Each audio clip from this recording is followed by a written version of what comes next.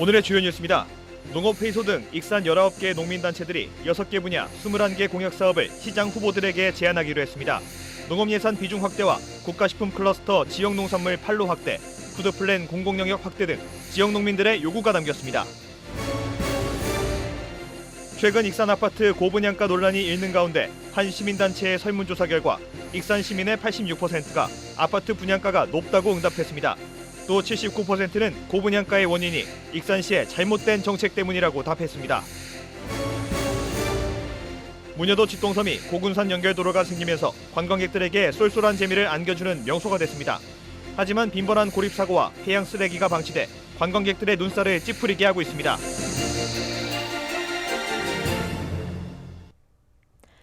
여러분 안녕하십니까? 4월 21일 목요일 KCN 종합뉴스입니다. 농촌을 활성화시켜야 한다는 익산 지역 농민들의 요구가 구체화됐습니다.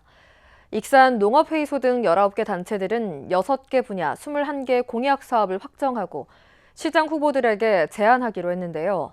농업 예산 비중을 확대하는 것부터 국가 식품 클러스터 지역 농산물의 판로 확대와 또 푸드플랜 공공영역 확대, 다목적 농업인 회관 설치 등까지 지역 농민들의 목소리가 담겼습니다. 최장호 기자가 보도합니다.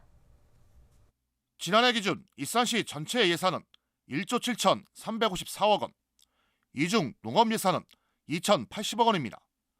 농업 예산 비중을 보면 지난 2017년 전체 예산의 14.4%에서 2019년 12.3%, 지난해 11.9%로 해마다 줄고 있습니다. 때문에 지역 농민들은 익산시장 후보들에게 제안할 공약 1순위로 농업 예산 비중 확대를 꼽았습니다.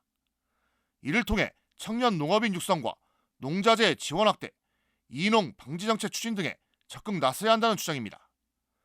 익산 농업회의소 등 19개 단체는 6일 지방선거에서 농업 행정 등 6개 분야 21개 공약 사업을 익산시장 후보에게 제안하기로 했습니다. 농촌이 거의 소멸될 위기에 있습니다. 그래서 농촌과 도시가 함께 사는 익산시를 만들기 위해서 익산시의 예산을 농업 예산을 좀 확대해 줬으면 하는 예산 것이 기본적인 것이고요. 농민들이 제안할 공약 사업을 살펴보면 농업 행정 분야에서는 농업 예산 비중 확대와 다목적 농업인 회관 건립 등이 눈에 띕니다. 또 농업소득 기반 마련 분야에서는 북권 APC 시설 건립과 국가식품 클러스터 농산물 판로 확대 등을 요구하고 있습니다. 먹거리 선순환 체계 구축 분야에서는 최근 닻을 올린 익산 푸드플랜에 초점을 맞췄습니다. 로컬푸드 진매장이나 학교 급식을 넘어 사회복지시설과 공공기관, 어린이집 등까지 푸드플랜이 진출할 수 있는 공공영역을 확대해 줄 것을 바라고 있습니다. 농업, 농촌, 탄소 중립 대응 분야에서는 농업 환경보전 프로그램 사업 확대와 자원 순환형, 경축 순환, 축산 기반 구축 등을 제안 공약으로 결정했습니다. 농업 인력 확보 분야에서는 청년 농업인 전담부서 설치와 농촌 문화바우처 지원, 외국인 계절 근로제 인력 공급 다변화 등이 가장 필요하다고 봤습니다. 농촌 생활환경 개선 분야에서는 독거노인 공동생활시설 설치와 농촌 어르신 방문케어 서비스 지원, 생활 영농 폐기물 거점 배출시설 설치 등을 제안하기로 했습니다. 전체 1,590농가 가운데 40세 미만 농가는 전체 1.6%인 170농가에 불과할 정도로 고령화가 가속화되고 있는 익산 농촌. 안정적인 소득 기반이 절실하고 고령화에 맞춘 현실적인 복지가 필요하다고 느끼고 있는 지역 농민들의 생각이 6일 지방선거를 맞아 21개 공약 사업으로 표출되고 있습니다. KCN 최정호입니다. 더불어민주당 전북도당은 어제 공직선거 후보자 추천 심사 결과 군산도의원 경선 후보를 확정했습니다. 군산도의원 4개 선거구 가운데 가장 경쟁률이 높았던 제2선거구는 김동구와 김종식, 안근 예비후보가 경선을 치르게 됐습니다.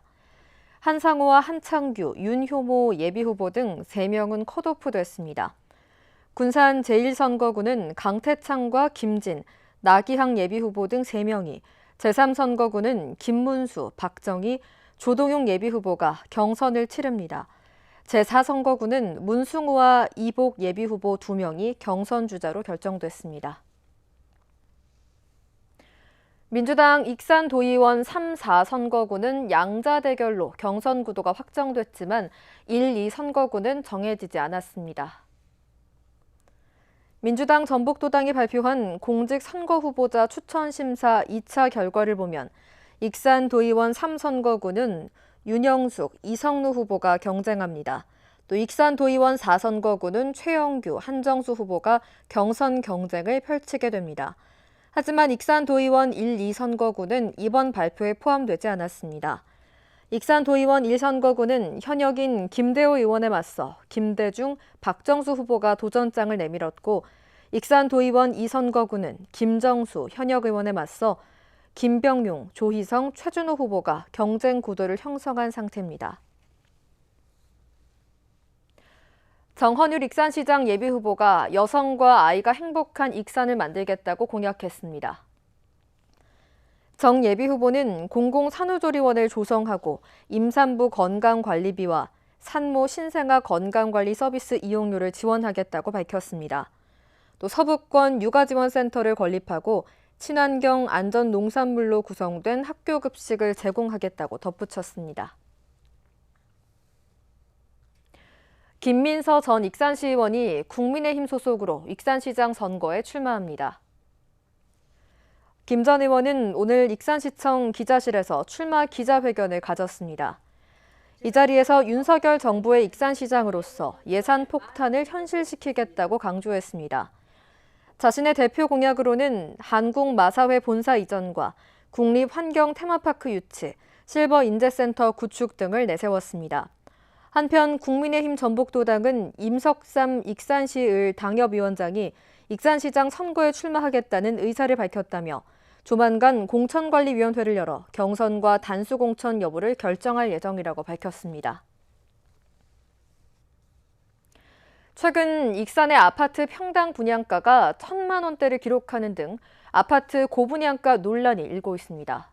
한 시민단체 설문조사 결과 익산 시민의 86%가 아파트 분양 가격이 높다고 응답했고 79%는 아파트 고분양가는 시의 정책적 잘못 때문이라고 답했는데요.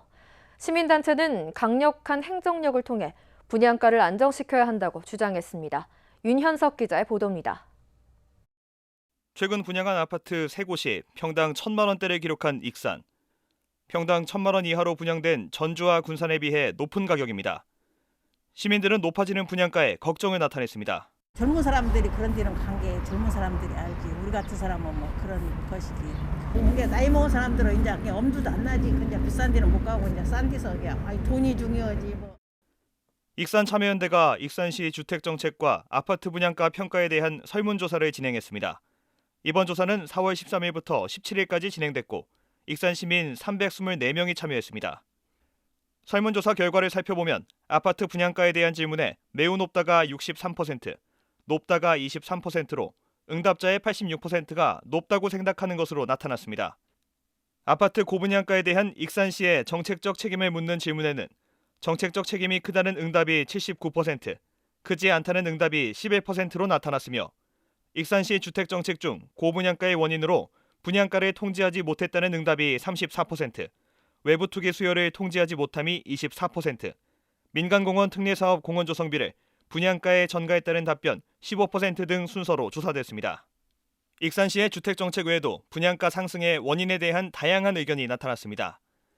아파트 투기 심리로 인한 청약 과열 의견이 39%, 브랜드 아파트에 의한 분양가 상승 35%, 노후 아파트로 인한 신규 아파트 수요 증가 14% 등으로 조사됐습니다. 높아진 분양가를 잡기 위해선 강력한 행정력을 보여줘야 한다는 지적이 나옵니다.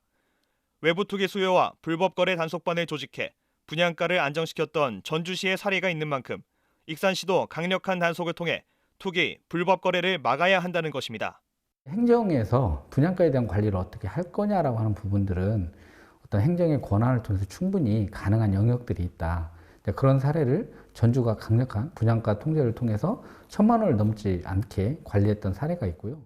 또 선거를 앞둔 만큼 합리적인 주택 정책을 가진 후보가 누구인지 시민들이 생각해볼 필요가 있다고 말합니다. 이를 위해 토론회 등 공론화 과정이 필요하다는 지적이 나옵니다. 시민들의 걱정거리로 떠오른 아파트 고분양가 문제. 이번 지방선거에서 최대 이슈로 등장한 가운데 앞으로 분양가 안정화가 가능해질 수 있을지 주목됩니다. KCN 윤현석입니다. 민주당 도지사 경선 후보 토론회에서 김관영, 김윤덕, 안호영 후보는 윤석열 당선인의 공약인 새만금 메가시티에 대한 시각차를 드러냈습니다. 김관영 후보는 새만금 메가시티를 익산까지 확대해야 한다며 시군 간 갈등 조정을 위해 도지사가 적극 개입해야 한다고 밝혔습니다. 반면 김윤덕 후보는 새만금 메가시티나 국제공항, 국제투자진흥지구 등은 전혀 새로울 게 없다라고 지적했습니다. 오히려 지금 수립된 개발 계획에 대한 실행력 확보가 중요하다고 강조했습니다. 안호영 후보는 자칫 지역 갈등만 부추길 수 있다며 상생 방안 마련이 우선되는 방향으로 새만금 메가시티를 추진해야 한다고 말했습니다. 한편 어제 열린 도지사 후보 초청 토론회는 민주당 전북도당이 주최하고 KCN 금강방송과 전북일보, 전북 CBS, SK 브로드밴드 전주방송, LG 헬로비전이 공동 주관했습니다. 안호영 더불어민주당 도지사 경선 후보가 새만금을 그린 뉴딜 해양 생태 관광의 중심지로 조성하기로 약속했습니다.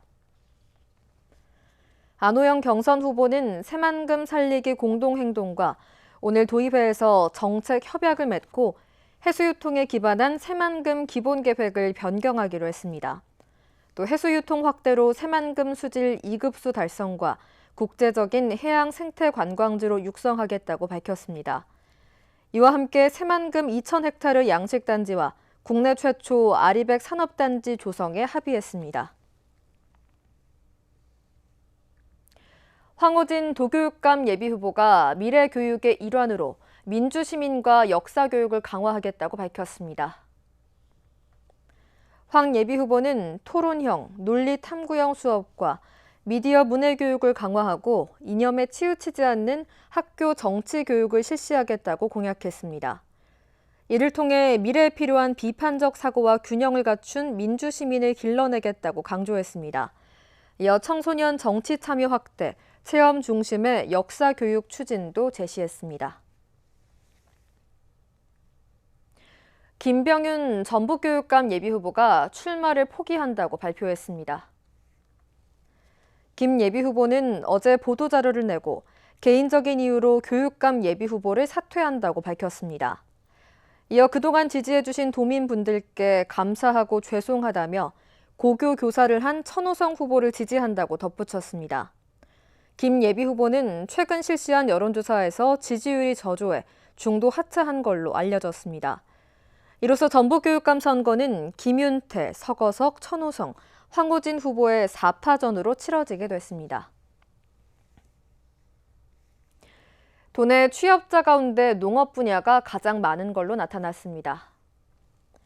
통계청에 따르면 지난해 하반기 도내 전체 취업자 97만 2천 명 가운데 농업이 17.5%로 가장 높은 비율을 차지했습니다. 사회복지서비스업은 7.8%, 음식점과 주점업은 7.5%로 뒤를 이었습니다. 도내 농업 분야 취업자는 전남과 경북에 이어 세 번째로 비중이 높았습니다. 새만금 환경생태단지가 환경의 날인 오는 6월 5일에 문을 엽니다. 이 단지는 새만금에 조성된 생태 녹지 공간으로 주상천의 수질을 개선하고 야생 동식물의 서식 공간을 제공하기 위해 2015년에 착공해 지난해 준공됐습니다. 이곳은 축구장의 110배 크기인 78만 제곱미터로 야생동물의 서식 공간인 생태습지와 체험 공간, 휴식 공간으로 운영됩니다. 전북환경청은 새만금 종합개발계획에 따라 새만금 환경생태용지 2단계 사업도 차질 없이 운영해 나갈 계획입니다. 고군산 연결도로가 생기면서 무녀도의 쥐똥섬이 관광 명소로 자리를 잡았습니다. 물때만 잘 맞추면 바닷길이 열리다 보니 섬까지 직접 걸어가는 재미에 작은 모세의 기적이라고도 불리고 있는데요. 하지만 빈번한 고립 사고와 해양 쓰레기가 방치되면서 대책 마련이 시급해 보입니다. 보도에 모형숙 기자입니다. 바다 한가운데 우뚝 솟은 무녀도의 쥐똥섬. 하루 중 간조 때가 되면 서서히 물이 빠져 육지와 섬을 잇는 길이 열립니다. 작은 모세의 기적이라고 불리면서 요즘처럼 날씨가 좋을 때는 관광객의 발길이 끊이질 않습니다. 바닷길이 열리면서 조개를 캐는 재미가 쏠쏠하고 멀리서도 멋들어진 운치에 관광 명소로 자리 잡았습니다. 제가 이제 선유도를 방문하려고 이제 차를 타고 가다가 이렇게 잠깐 창밖을 보니까 이렇게 물길이 열렸더라고요. 그래서 이렇게 쥐똥섬으로 오게 됐는데 또 이렇게 실제로 여기 쥐똥섬이 열린 길을 걸어보니까 좀 신비스럽고 되게 멋있는 것 같아요. 하지만 빈번하게 발생하는 고립사고와 쓰레기 방치는 눈살을 찌푸리게 합니다. 민물때가 되면 순식간에 바닷물이 차 쥐똥섬의 고립사고가 자주 일어나지만 안전대책은 구조 외에는 없습니다. 지난 4일에는 쥐똥섬에 관광객 4명이 고립됐다가 지나가는 어선이 구조했습니다. 섬 주변은 수심이 낮아 연안 구조정 접근이 어려워 이처럼 인근의 작은 어선들이 구조하는 경우가 대부분입니다. 안전대책으로 안내판과 방송용 부표를 설치했지만 관광객들의 주의를 끌지 못하고 있습니다. 여기에 바다에서 떠밀려온 쓰레기가 방출해 있는 것도 문제입니다. 그물이나 녹슨밭이 오랫동안 땅에 묻혀 있고 심지어 쥐똥섬 바로 앞에 해상 쓰레기장을 설치해 경관을 망치고 있습니다. 열려 있길래 그냥 막은 건데 네, 별로 근데 예쁘게 보이진 않고 갓 같은 거 막 다 버려져 있고. 천혜의 자원으로 자연스럽게 관광명소가 된 쥐똥섬. 관리 소홀로 부끄러운 민낯을 보이고 있습니다. KCN 모영숙입니다. 국내 코로나19 신규 확진자 수가 4일 만에 10만 명대 아래를 기록했습니다. 중앙방역대책본부에 따르면 오늘 오전 0시 기준 국내 코로나19 신규 확진자 수는 9만 867명으로 집계됐습니다. 감염 경로는 국내 발생이 9만 836명, 해외 유입 31명입니다.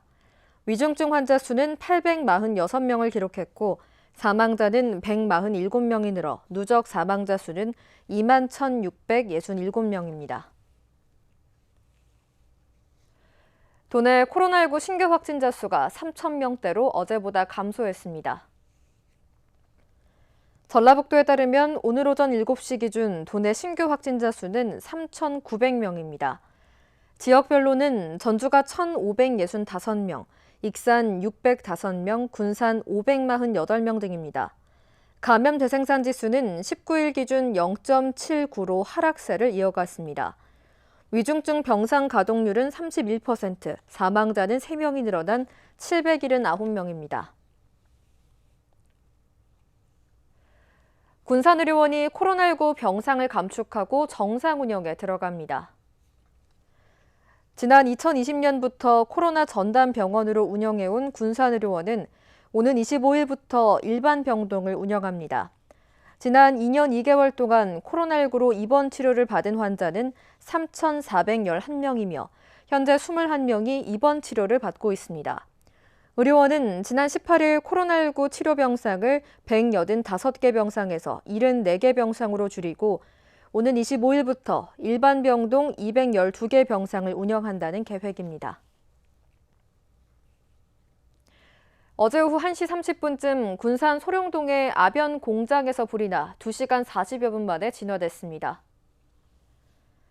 이 불로 공장 내부와 장비 등이 불에 타 소방서 추산 2억 5천만 원의 재산 피해가 발생했습니다.